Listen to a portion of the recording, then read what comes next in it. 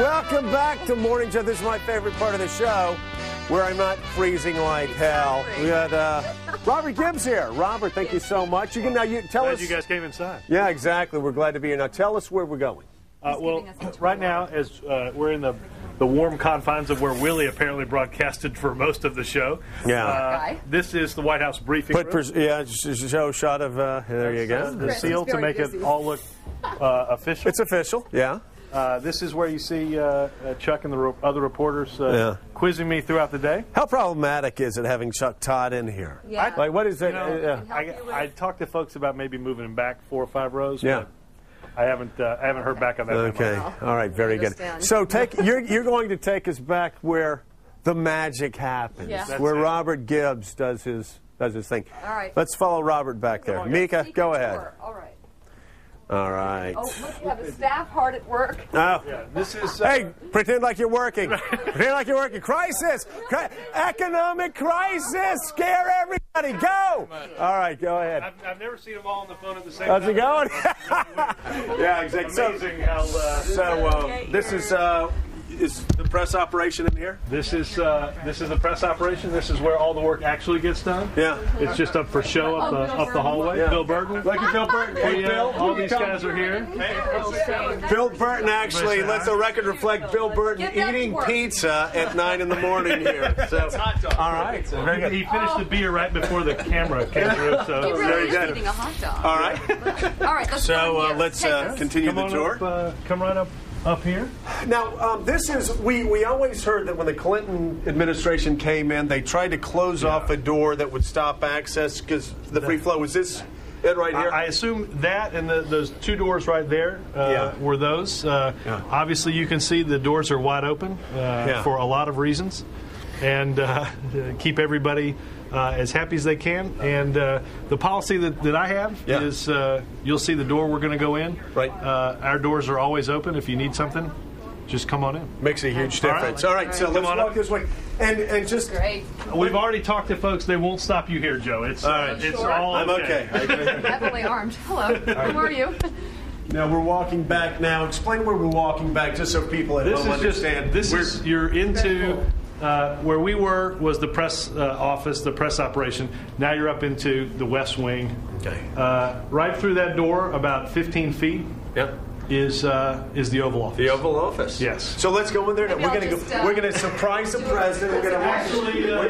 We'll go this way. They won't let us do that. I want to bring you into the press secretary. Can I just really? We're just going to say just for. Okay. We're going here. You can, but there's a lot of big guns in there. I know. We don't want to get. So, all right. Joe Biden and George Clooney talking about Ocean 14. What's going to happen? Come on in. All right. Wow, look at this. Not bad, Gibbsy. I want a clock like You this. moved up in the world. And look, Joe, he has ties. There we go. Really? Just to make sure he looks pretty for all of his live Well, shots. you like this tie? I thought you might like some of those ties. I like the one you have on, but that's pretty there you go. Also, you have on a personal one of my favorite shots neat. of Bobby Kennedy. A great shot in the last campaign. It's the only picture I've put up so far, but it's really a good. That's a great one to start with. It's really good. Clocks. I can. So you figure out what's happening.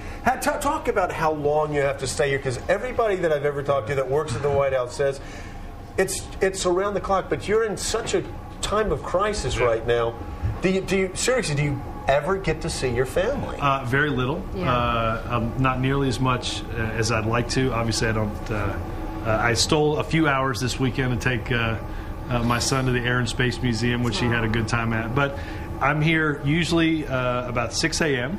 Yeah. Spend a lot of time reading, and we're here tonight. We'll be here obviously probably past 11. Oh, yeah, you'll definitely, maybe an all-nighter, never know how it goes. But let me ask you this. Apparently you have something in here that press secretaries pass on to one another. Are you able to share? I will show you where it is. I won't take it out because... Okay, all right. Well, we're getting closer to This is a scene from National Treasure, the press secretary. In the closet here, away from... It's not the... It's not that shirt, which is in case I spill my lunch on myself. Okay. But there is a flak jacket in there that's passed down from press secretary to press secretary. I have not had occasion yet to put it on before my briefing. Maybe that time is coming. But did you talk to all the press secretaries? I talked to a lot of them. Yeah. I talked to. I spent time with Mike McCurry. I drove out to have lunch with Marlon Fitzwater. I spent 2 or 3 hours with him. Yeah. What you learn from these guys is very few people have done this job. There's no real training for it. And they were all, both Democrat and Republican, gracious with their time and their advice. I couldn't do what I'm doing without having talked to them. I read Marlon Fitzwater's book, and I was struck. I loved how he said his last day, he was expecting for everybody to hug him. He goes down to talk to him, and they're still pounding him with questions. Did they all explain to you? It's not personal, but it is going to be tough as hell. That's the one thing that every one of them said is, do not take any question that anybody asks personally. Has that been hard, though? You know, over the first month here, because it's been. I mean, I think people understand. They've got a job to do. I've got a job to do, which helps both present what the president's doing, but also to represent them in this building. So it's a little bit of a dual job. It's as people like to tell me, my office is about equidistant from the Oval Office down there and the briefing room down there. Yeah. So the press secretary is positioned between the press and and unlike past press secretaries, and I know a lot of people in the press love this fact, the president knows you very well, trusts you. You're not going to be sent into the briefing room blindsided, right? That's true. You're going to know what's going on. That's a good thing and a bad thing. But that is a good thing and a bad thing. No, but I'm lucky. I have a great relationship with him. I talk to him often. And I think the press understands that when I'm up there speaking, that I have not only his confidence, but I know what he's thinking. And who does the president think is going to win the national championship? Pitt? UConn? In basketball? Yeah. You know, Reggie Love is obviously a Duke guy. It's not Duke this year. Don't tell him that. We hazed him unmercifully. Reggie, sorry, your team. I think. Go Clemson. You know, the great thing is I think the NCAA tournament is going to be fabulous like it always is. That's why we got to get one of those for college football. Okay. Give your Roll Tide a chance. Yeah. Is there anything that surprised you the most about dealing with the media from the podium as opposed to on the campaign trail? You know, what I have found, I knew this would be the case, but every day there's a group of folks in here that give me, Reed Sherlin gives me a notebook that's about this thick on probably anywhere from 30 to 50 issues that I've got to know because I could get asked anything when I walk out. Oh, that's fun. Yeah. And so I've got to do a lot of reading and preparing to understand that they could ask me anything from the economic crisis to Afghanistan and anywhere in between. So I am fortunate to have a great staff of people that help me get ready to do that every day. We need to wrap, but I went through his desk. Presidential seal on his phone and on his coffee cup. Really? Yes. We need one of those. Yeah, exactly. Really quickly, before we go, Mika, you lived 4 years, I guess from 9 to 13 while your dad was in the White House. About that time, yeah. So it's very tough. Do you ever, and Mika's father once in a while would take her on trips to see her. Does your family ever come down here to visit you? Have they been here yet? They have been here. I tell you a funny story. My son has become kind of fascinated with the presidents.